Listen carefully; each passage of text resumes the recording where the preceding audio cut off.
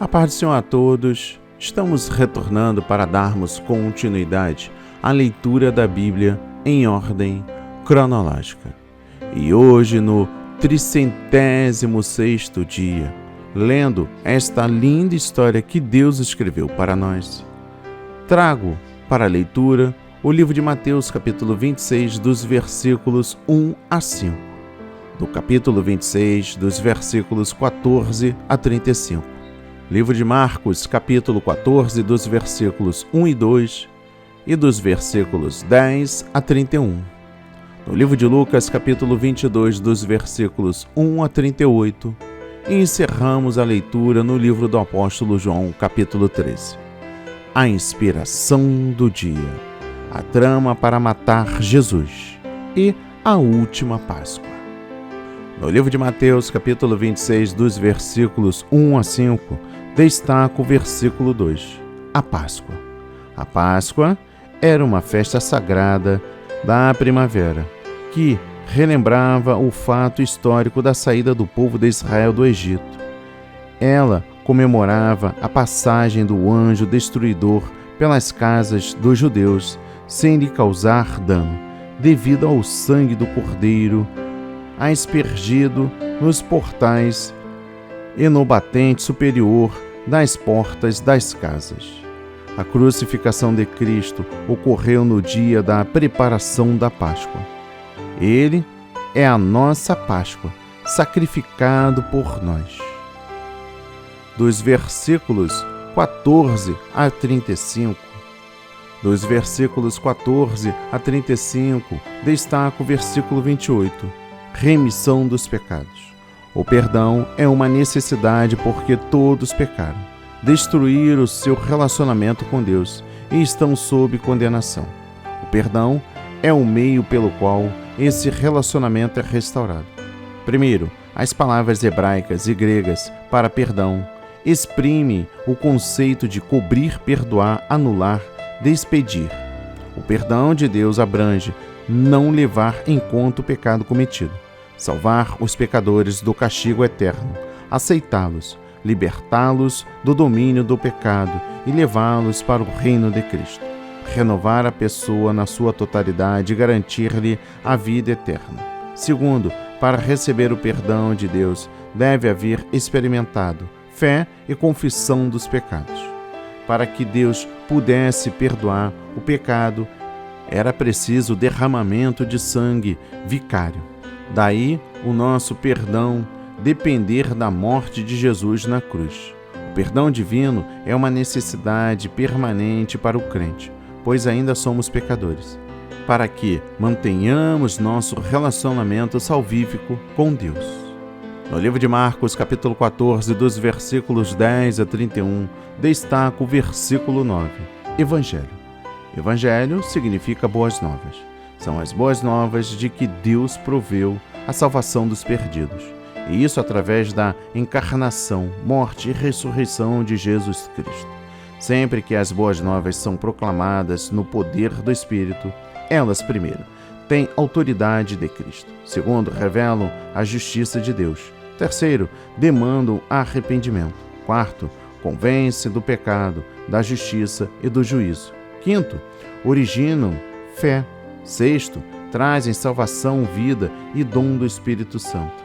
Sétimo, libertam do domínio do pecado e de Satanás. Oitavo, trazem esperança, paz e imortalidade. Nono, advertem sobre o juízo. E décimo, trazem condenação e morte eterna quando rejeitadas. No versículo 21 destaco não haver nascido. Jesus sempre julga e avalia a vida de uma perspectiva espiritual e eterna.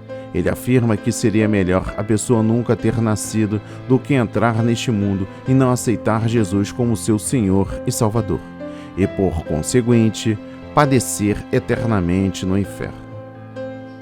E por fim, o versículo 24, sangue do Novo Testamento. Cristo derramou seu sangue em nosso favor para prover o perdão dos nossos pecados e da salvação. A sua morte na cruz estabeleceu um novo concerto entre Deus Pai e todos quantos recebem seu Filho Jesus Cristo como Senhor e Salvador. Aqueles que se arrependem dos seus pecados e se voltam para Deus, mediante a fé em Cristo, serão perdoados, libertos do poder de Satanás, receberão nova vida espiritual, serão filhos de Deus, serão batizados no Espírito Santo e terão acesso a Deus em todos os momentos para receberem misericórdia, graça, força e ajuda. No livro de Lucas, capítulo 22, destaco dos versículos 1 a 38. O versículo 3. Entrou, porém, Satanás em Judas. A história trágica de Judas, que antes desfrutava da comunhão íntima com Jesus, porém, depois o abandonou e o traiu. Serve de advertência para todos quantos seguem a Cristo. Nesta vida, sempre há a possibilidade de o crente esfriar no seu amor a Cristo e deixar Satanás pouco a pouco fazê-lo tolerar o pecado e o mundo em sua vida e finalmente trair o Senhor e a sua causa. No versículo 18 destaca o fruto da vide. O que Jesus e os discípulos beberam na ceia da Páscoa é chamado o cálice, ou cálice de bênção, e o fruto da vide. As evidências bíblicas apoiam a posição de que o suco de uva não estava fermentado na ceia do Senhor. No versículo 20 destaco o Novo Testamento, no meu sangue. Com as palavras, o Novo Testamento no meu sangue, Jesus anuncia o novo concerto, ou testamento, firmado mediante a sua morte sacrificial. A nova aliança tornou-se eficaz somente pela morte de Cristo. Os discípulos ingressaram na nova aliança quando foram regenerados pelo Espírito Santo, que passou a neles habitar na tarde do dia da ressurreição de Jesus. Depois foram batizados com o Espírito Santo no dia de Pentecostes. Dos versículos 24 a 30, a verdadeira grandeza. A verdadeira grandeza do ser humano é uma questão do nosso ser interior e do coração. É vista na pessoa que expressa sua fé e seu amor a Cristo, em sincera humildade, no desejo de servir tanto a Deus quanto aos homens e na disposição de ser considerado o menos importante no reino de Deus. Primeiro, a verdadeira grandeza não está na posição, no cargo, na liderança, no poder, na influência, nos diplomas de nível superior, na fama, na capacidade, nas grandes realizações, nem no sucesso. O que importa não é tanto o que fazemos para Deus, mas o que somos em espírito interiormente diante de Deus. Segundo, a verdadeira grandeza requer que sejamos grandes no que é justo. Temos que procurar ser grandes na fé, no caráter santo, na sabedoria, no autodomínio, na paciência, no amor. Trata-se de termos a grandeza de Cristo, que amou a justiça e aborreceu a iniquidade. Terceiro, a verdadeira grandeza é questão de sincero amor, lealdade e dedicação a Deus. E aí, o que importa é sermos consagrados e fiéis onde Deus quis colocar-nos. Por isso, aos olhos de Deus, os maiores no seu reino são aqueles que lhe consagram, e à sua palavra, seu total amor, lealdade e dedicação. Quarto, nossa consagração a Deus melhora os frutos do nosso labor na sua obra, mas somente nas áreas em que Deus nos colocou e de conformidade com dons que Ele nos deu. No versículo 27, destaco aquele que serve. No tocante àqueles que são escolhidos para dirigir a igreja, Cristo diz que devem dirigi-la como servos, ajudando as pessoas sob sua orientação a cumprir a vontade de Deus para as suas vidas. Nunca devem abusar da sua posição, nem traí-la por motivo de fama, poder, riqueza ou privilégios especiais. No versículo 28 destaco: tendes permanecido comigo. Jesus manifesta diante dos seus discípulos a sua gratidão pela fidelidade deles durante a sua vida, nas circunstâncias difíceis em que foi vivida. Nosso maior cuidado deve ser também o de permanecer leais a Ele. num mundo hostil para com a sua causa e os seus padrões de justiça. No versículo 29 destaco: eu vos destino o reino. Jesus oferece um reino aos seus seguidores fiéis. Esse reino futuro é estabelecido por ele mesmo. Os discípulos não devem esperar glória terrena e poder neste mundo durante a presente época. Dos versículos 31 a 32, destaco Satanás nos cirandar como trigo. A declaração de Jesus a respeito de Pedro revela duas verdades importantes. Primeiro, Deus permite que Satanás nos tente somente dentro de certos limites. O diabo não tem liberdade de fazer o que quer com o povo de Deus. Segundo, Jesus ora para que os seus não fracassem na fé. Como nosso intercessor celestial, ele ora para que todos aqueles que por ele se chegam a Deus, vivendo sempre para interceder por eles. Deus é fiel para, em todas as nossas tentações, prover um modo de escape delas. Mesmo assim, o cumprimento das orações de Jesus é condicional. Se alguém recusa a graça de Deus, a intercessão de Cristo não tem efeito nessa pessoa. E por fim, o versículo 36, espada, cumpre-a. A palavra de Jesus para seus discípulos, comprarem espada, podem ter sido ironia. Considere-se que, até então, ele os incentivara a viver a vida da cruz, ao invés de adotarem métodos do mundo. A seguir, Jesus passa a declarar o seu propósito em seguir o caminho da cruz, segundo a vontade de Deus. O versículo 38 deixa claro que os discípulos não compreenderam o que Jesus queria dizer. E chegamos ao final com a leitura de João capítulo 13. Destaco o versículo 5, lavar os pés dos discípulos.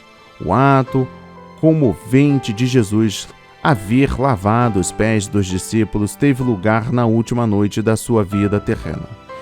Ele assim fez, primeiro, para demonstrar a seus discípulos quanto os amava. Segundo, para prefigurar o sacrifício de si mesmo na cruz. E terceiro, para comunicar a seus discípulos a verdade de que ele os estava chamando para servirem uns aos outros em humildade.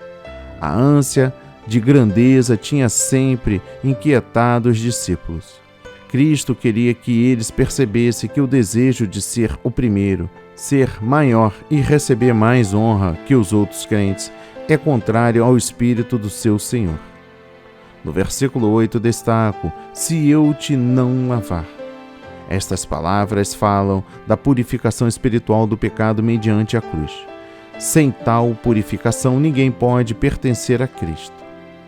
No versículo 14 destaco: lavar os pés uns dos outros. A igreja primitiva parece ter seguido o exemplo de Jesus, obedecendo literalmente a sua admoestação de, humildemente, lavar os pés uns dos outros, com amor. Por exemplo, em 1 de Timóteo capítulo 5, versículo 10, Paulo declara que as viúvas não deveriam ser sustentadas pela igreja, sem preencherem certos requisitos. Um desses era: se lavou os pés aos santos. No versículo 22 destaco: sem saberem de quem ele falava. É importante notar que em nenhum momento os discípulos perceberam a infidelidade de Judas. Ele encobrira muito bem a sua hipocrisia. Ainda hoje na igreja, há quem exteriormente pareça justo, mas interiormente não tem fé nenhuma em Cristo e nem devoção a Ele. No versículo 26 destaco o bocado molhado. O ato de Jesus dar o pedaço de pão molhado a Judas era, sem dúvida, um apelo final para este abandonar seu pecado. Judas, no entanto, recusou-se a mudar de ideia e Satanás entrou nele. No versículo 34 destaco: ameis uns aos outros. O cristão é exortado a amar de um modo especial a todos os outros cristãos verdadeiros, quer sejam membros da sua igreja e da sua persuasão teológica, quer não. Primeiro, isso significa que o crente deve saber distinguir os cristãos verdadeiros daqueles cuja confissão de fé é falsa, observando sua obediência a Jesus Cristo e sua lealdade às Sagradas Escrituras. Segundo, isso significa que quem possui uma fé viva em Jesus Cristo e é leal à palavra inspirada e inerrante de Deus, conforme tal pessoa a compreende e que resiste ao espírito modernista e mundano predominante em nossos tempos, é meu irmão em Cristo e merece meu amor, consideração e apoio. Terceiro, amar a todos os cristãos verdadeiros, inclusive os que não pertencem à minha igreja, não significa transigir ou acomodar minhas crenças bíblicas específicas nos casos de diferenças doutrinas. Também não significa querer promover união denominacional. Quarto, o cristão nunca deverá transigir quanto à santidade de Deus. É essencial que o amor a Deus e a sua vontade, conforme revelados na sua palavra, controlem e orientem nosso amor ao próximo. O amor de Deus deve sempre ocupar o primeiro lugar em nossa vida. E por fim, o versículo 35. Conhecerão os que sois meus discípulos. O amor deve ser a marca distintiva dos seguidores de Cristo. Este amor é, em suma, um amor abnegado e sacrificial, que visa o bem ao próximo. Por isso, o relacionamento entre os crentes deve ser caracterizado por uma solicitude dedicada e firme, que vise altruisticamente a promover o sumo bem uns dos outros. Os cristãos devem ajudar uns aos outros nas provações, evitar ferir os sentimentos e a reputação uns dos outros e negar-se a si mesmo para promover um mútuo bem-estar. Que a palavra de hoje toque o seu coração, transforme a sua vida para a honra e a glória do Senhor. Leia a Bíblia diariamente, pois este é o verdadeiro canal que se aprende, conhece a verdade e ouve a voz de Deus. Amém e graças a Deus.